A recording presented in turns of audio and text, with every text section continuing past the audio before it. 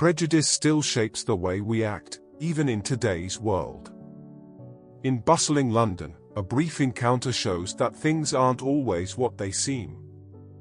A confident immigration officer crosses paths with a man he thinks he'll never see again. What he doesn't realize is this meeting is about to change both their lives forever. Stick around, because this is a story of redemption, regret, and the power of respect, and trust me, the most important lessons come when you least expect them.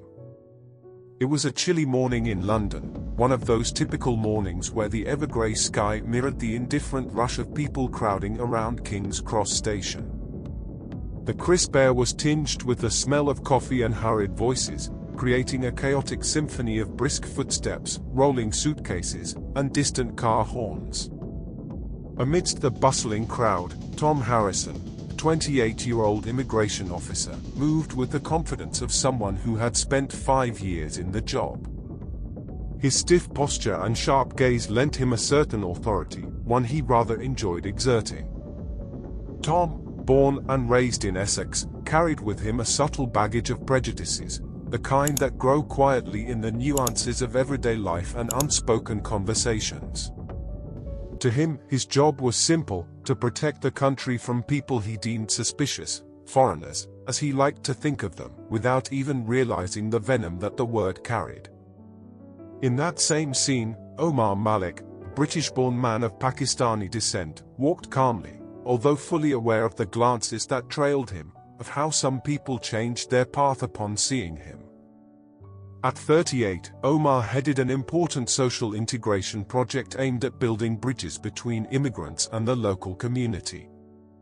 Educated, well-dressed, and with an air of quiet confidence, Omar was on his way to a meeting that could change the direction of his project. Yet, he bore the invisible weight of those judging stares, a burden he had learned to carry since childhood, but one that never ceased to hurt. Their paths crossed in a way that felt almost inevitable. When Tom spotted Omar, something inside him ignited. Perhaps it was Omar's smart suit, contrasting with his darker skin. Maybe it was the way he carried himself with a dignity that, somewhere deep down, Tom subconsciously believed someone like him shouldn't possess. Without much thought, Tom decided to confront him. He approached with the authority of someone who felt entitled to interrogate, even without any clear reason. "Excuse me, sir, I'll need to see your ID," Tom said, his tone leaving no room for argument. Omar, familiar with situations like this, remained composed. Though his stomach turned, his expression didn't falter. Without hesitation, he handed over his ID, knowing full well that any other reaction could escalate the situation. His eyes met Tom's with a mixture of fatigue and understanding. It was always the same story. Tom looked at Omar's ID with suspicion, as if expecting to find something wrong, something that would justify his discomfort. "You're a project leader? Here, in London?" Tom asked, his tone loaded with more than just the words. Omar, keeping his composure, simply confirmed it. There was nothing more to say. He'd been through this many times before. He knew that explaining wouldn't change anything. Yet, even with proof in his hand, Tom couldn't mask his disdain. He handed back the document with casual rudeness, almost mechanically, as though Omar were invisible, as though the person in front of him wasn't a human being who had just been humiliated. Before the awkwardness could linger, Tom was called back to the office by an urgent message. Without so much as a glance back, he left Omar standing there, the cold London air swirling through his thoughts, leaving behind the bitter taste of having been belittled once again. Omar continued his way, his posture upright, though his spirit felt heavy. His steps were firm, but inside he felt the sting of the humiliation. No matter how hard he tried to ignore it, it always hit him. He reflected on it as he crossed the busy streets. From a young age, he had developed a quiet resilience, not allowing prejudice to consume him entirely. His family had fought hard to build a decent life in the UK. And now, even after reaching a position of respect, Omar still found himself confronted by these small, yet painful, acts of aggression. As his thoughts wandered between frustration and contained anger, Omar made the decision he always made, to hold on to his dignity. He knew his reaction in that moment wouldn't change the world, but it could change how he was perceived. He decided to move forward, knowing that his strength lay in his resilience, in his ability to rise each time he was knocked down. The next day, Tom arrived at the immigration office for an important meeting. There was an air of anticipation, and rumors swirled among the staff about the arrival of a new director. Tom, as usual, felt confident, though something in the atmosphere made him uneasy. He knew changes were coming, and like many others, he feared they might affect his position. When the moment arrived, everyone gathered in the main room, and the announcement was made. The new director walked in, and to Tom's shock, it was Omar Malik. The surprise was immediate. It felt as though the ground had disappeared beneath his feet. The man he had humiliated at the station was now in a position of authority over him. Tom's face drained of color, and he felt the weight of shame crash down on him. His colleagues applauded Omar, who entered with poise and grace. But Tom couldn't look at him without feeling an overwhelming sense of guilt gnawing at him from the inside. It was as if all his actions had been laid bare, and the humiliation he had inflicted now returned to haunt him. Omar, on the other hand, showed no sign of resentment. He addressed the team with a calm, inspiring speech. He spoke about the importance of inclusion, mutual respect, and how immigration was an integral part of both the UK's history and its future. His words were steady but filled with an empathy that resonated with everyone in the room. During his speech, at one particular moment, Omar made direct eye contact with Tom. There was no anger there, but a kind of moral firmness that made Tom shrink inwardly. He knew Omar wouldn't seek revenge, but Omar's silence carried more weight than any words could. In that moment, Tom realized that there was something much bigger at play. It wasn't just that he had treated Omar unfairly, he had failed in his duty as a human being.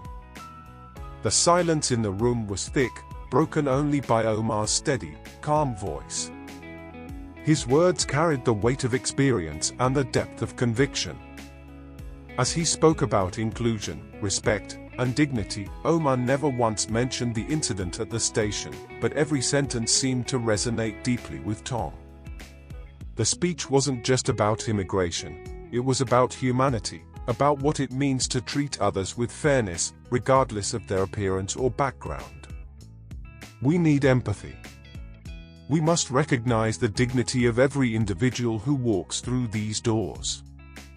It's our responsibility to ensure that respect prevails in every interaction. That is the true strength of a society. Omar's words echoed through the room, but to Tom, they struck painfully close. It was as if each sentence held up a mirror, reflecting the mistakes he had made the day before. He felt small, suffocated by shame. Omar, however, showed no signs of superiority. There was something nobler in his demeanor, a conscious choice not to retaliate, not to use his power to punish, but to educate. When Omar's eyes met Tom's, the silence between them held a tension that was impossible to describe, but there was also something unexpected, the possibility of forgiveness. There was no anger in that gaze, only a firmness that, for some reason, hit Tom deeply. He realized that Omar's true strength didn't lie in his newfound authority, but in his ability to choose empathy over vengeance. The room was bathed in a respectful stillness as Omar finished his speech. The applause that followed was muted, yet sincere. Tom lingered in the room after the meeting, waiting for a chance to speak with Omar. Shane gnawed at him, and he knew he had to make things right. The weight in his chest was unbearable, as if something was choking his words, but he knew remaining silent would be even more painful. As Omar stepped away from the other staff, Tom gathered his courage and approached. "Omar," he began, his voice hesitant, "I need to apologize." Omar stopped, turning to face him with a serene yet unreadable expression. Tom took a deep breath, his heart racing, and then, in a rush of words, confessed what had been weighing on his conscience since the day before. "The way I treated you at the station, it was wrong. I acted out of prejudice, and there's no excuse for what I did. I'm truly sorry." Omar listened in silence, taking in each word without interruption. There was a quietness in his presence that was almost comforting, yet it carried a sense of gravity. When Tom finished, feeling exposed and vulnerable, Omar took a deep breath before responding.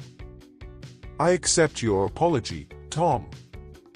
But it's not just about saying sorry, is it? What matters is what you do from here." Omar's words were calm, but they held an undeniable truth. There was no judgment, just an opportunity, a call for Tom to reconsider the person he wanted to be. Omar extended his hand, and Tom, his heart still racing, shook it firmly.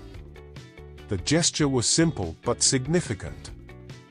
It was more than reconciliation, it was a silent pact between them, a commitment to change. Tom felt that handshake marked a turning point in his life, an invitation to be better, to act better. In the days that followed, Tom plunged into deep reflection. He was no longer the same man. The prejudice he had once masked with layers of normality now appeared to him with painful clarity. He saw how his actions, even the subtlest ones, could wound, how small acts of disrespect accumulated and left invisible yet profound scars. Change didn't come overnight, but Tom was determined to walk the path of redemption. His colleagues noticed the subtle change in Tom, but they didn't ask questions. It was as if everyone sensed that something had broken inside him, yet at the same time, something much stronger was being rebuilt.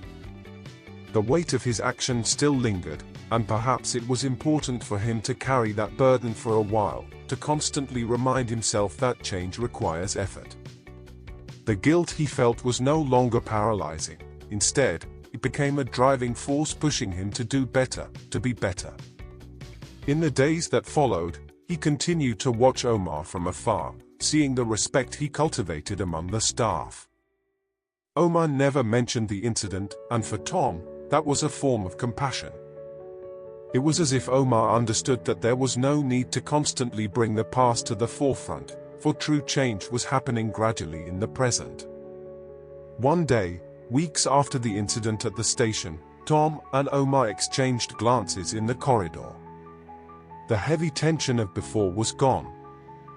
On the contrary, there was a silent understanding. Omar nodded slightly, with a discreet smile. Tom returned the gesture, feeling lighter, as if that simple act was a confirmation that he was on the right path. At the end of that day, as he made his way home, Tom reflected on what he had learned. True strength wasn't about never making mistakes, but about recognizing those mistakes and taking action to correct them. He knew that the process of becoming a better person wasn't a destination, but a continuous journey, and he was willing to walk it with patience and humility. And so, on that cold night in London, Tom Harrison walked the streets with a new perspective, knowing that the road to redemption is paved with small steps, and each one counts. The world hadn't changed, but he had, without a doubt. The transformation happening within him was a testament to the power of repentance and resilience. In every step, he felt the echoes of the lessons learned, as if the universe itself were applauding his effort. Tom finally understood that true change isn't about grand actions but resides in the details of everyday life, in gestures of respect, and in the willingness to strive for improvement each day. Everything we do has the power to change not only our lives, but also the lives of those around us. If this story made you reflect, Share it with someone who might need to hear it, like it, and comment your opinion. And don't forget to subscribe for more powerful stories that remind us of the impact we make on each other. Thanks for watching, and remember, the path to change begins with understanding.